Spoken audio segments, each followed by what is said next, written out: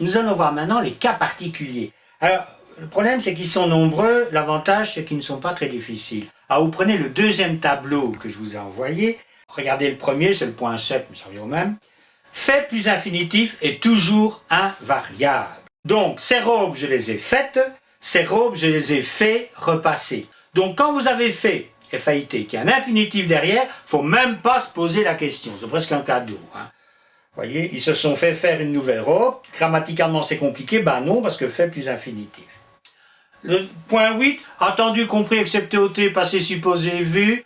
Alors, ces cocos-là, devant, ils sont invariables. Après, ils varient. Oh, vous prenez pas trop la tête. Compris, on l'entend. Non compris, la TVA. On dira jamais non comprise, la TVA. Par contre, on dira TVA non comprise. Donc, c'est le seul qu'on utilise vraiment. Entendu, excepté, ôté, oui, passé, supposé. Alors, éventuellement, vu les décisions du gouvernement, par exemple, c'est VU. Vu la situation, VU. Voyez, quand vu a le sens de en considérant, eh ben, c'est VU. C'est pas le plus important, contrairement au suivant, si joint, si annexé, si inclus. Alors c'est un peu un pataquès, mais c'est résolu. L'Académie a tranché, on ne discute pas l'Académie. Si joint, c'est surtout celui-là. Un variable devant, variable après. Veuillez trouver si joint mes coordonnées, veuillez trouver mes coordonnées si jointes. Si vous appliquez ça, c'est toujours bon. Alors je sais qu'il y a des cocos qui vous inventeront des règles, ça va, il y en a assez comme ça, quoi. Celle-là, elle est bonne et vous ne ferez jamais de faute. Donc, si joint, un variable devant, variable après. Et quand quelqu'un vous dit, vous trouverez en pièce jointe, c'est quelqu'un qui ne sait pas accorder si joint. Hein, vous lui conseillez mon bouquin, il faut rentabiliser. Étant donné mis à part, écoutez, vous lirez et vous constaterez qu'on fait un peu ce qu'on veut, donc on s'en fout. Dit du prépuce, c'est le point 11. Retenez surtout que pu, du verbe pouvoir, c'est toujours PU. J'ai fait tous les efforts que j'ai pu, c'est PU. Parce qu'on a envie de dire, j'ai pu quoi des efforts? Ben non, hein, on ne peut pas des efforts, vous voyez.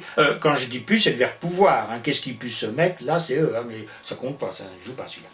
Le peu de, alors quand la réponse à la question est le peu de, est-ce qu'on accorde avec le peu avec la réponse? Par exemple, le peu de monnaie que vous m'avez donné m'a permis de prendre un café. M'avez donné quoi le peu de monnaie? J'accorde avec quoi? Avec le peu, avec monnaie. Alors le petit truc, si ça finit bien, vous accordez avec monnaie. Si ça finit mal, vous accordez avec le peu, mais comme le peu, c'est masculin singulier, vous n'accordez pas. Donc, dès que vous avez le peu de, ça finit bien, on accorde, ça finit mal, on n'accorde pas. Ça donne des boutons grammairiens, mais on ne trouve pas d'exemple où ça marche pas, on va pas se prendre la tête. Quand la réponse à la question qui, quoi est en, eh ben, on n'accorde pas.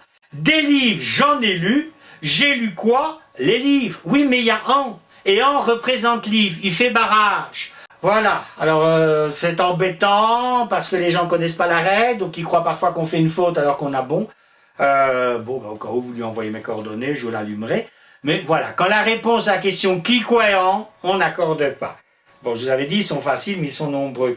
Il y en a encore 3. Alors l'avant-avant-dernier, c'est le il impersonnel. Quand je dis il pleut, c'est qui il? On me dirait la pluie, mais là on dirait elle. C'est un il impersonnel. Il y a le ciel, le soleil, il impersonnel. Il a fallu, il impersonnel. Quand vous avez un participe derrière un il impersonnel, on n'accorde pas. Donc les pluies qu'il y a eu, on a envie de dire il y a eu quoi les pluies? Ben, faut se retenir. Il y a eu EU. Donc ça, il bouge pas.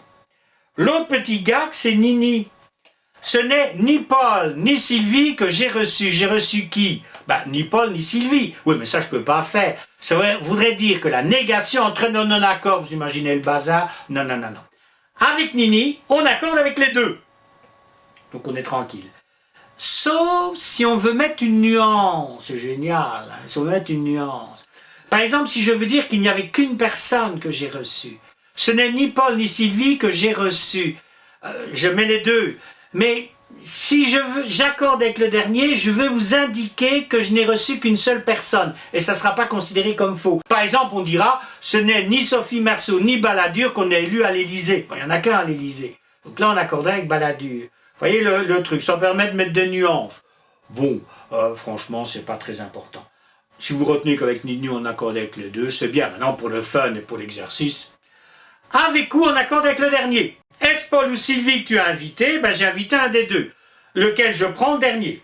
et non pas le masculin qui l'emporte sur le féminin. Je suis sûr qu'il y en a qui ont pensé.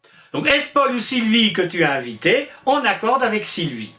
Alors, pourquoi avec le dernier? Ben, s'il y en a 25. Est-ce Paul, Jean-Jacques, Sylvie ou Bernadette? Je me souviens de Bernadette.